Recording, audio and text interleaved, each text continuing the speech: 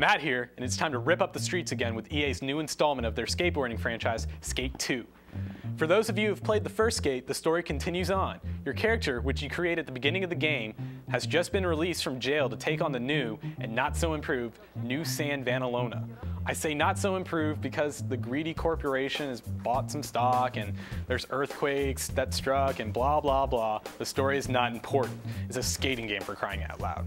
Anyway, you start off by creating your character and decking him or her out with gear and a new board.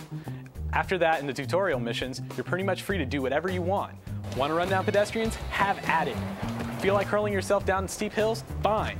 The city of San Vanalona, by the way, the worst name for a city ever, is completely open from the very beginning, which is a good way to get used to the intuitive controls. Every time you fall, or so much as hit a curb, your character will go flying off in slow motion, tumbling on and on like Homer Simpson after failing to jump the skateboard across the canyon to prove it that, damn it, he really does love Bart. For those of you who don't want to spend their time in New San Vanalona just skating around, there are plenty of challenges to partake in to advance the barren story. You can compete in trick contests, race alongside some famous skaters that aren't named Tony Hawk, plus the two annoying guys from the abysmal TV show Rob and Big. These challenges are a nice way to focus your attention to learn all the game's secrets, but they're totally unnecessary. It's pretty much just as fun to go out and make your own good time. Online play is pretty standard. You can skate with a party of friends and compete in different modes, most notable being Own This Spot.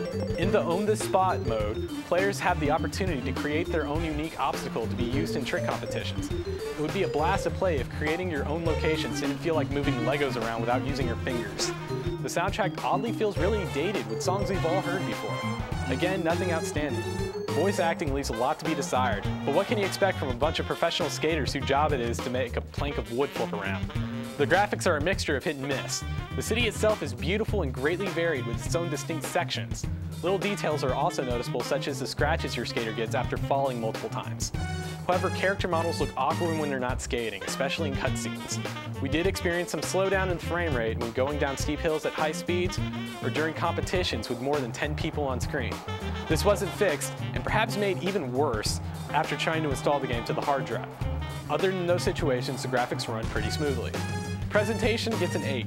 Menus are functional and easy to use. The style is nothing special, but it adds to the right atmosphere needed for skate. Graphics gets an 8 as well. The actual skating looks great and flows nicely. However, when the action gets fast, the frame rate suffers.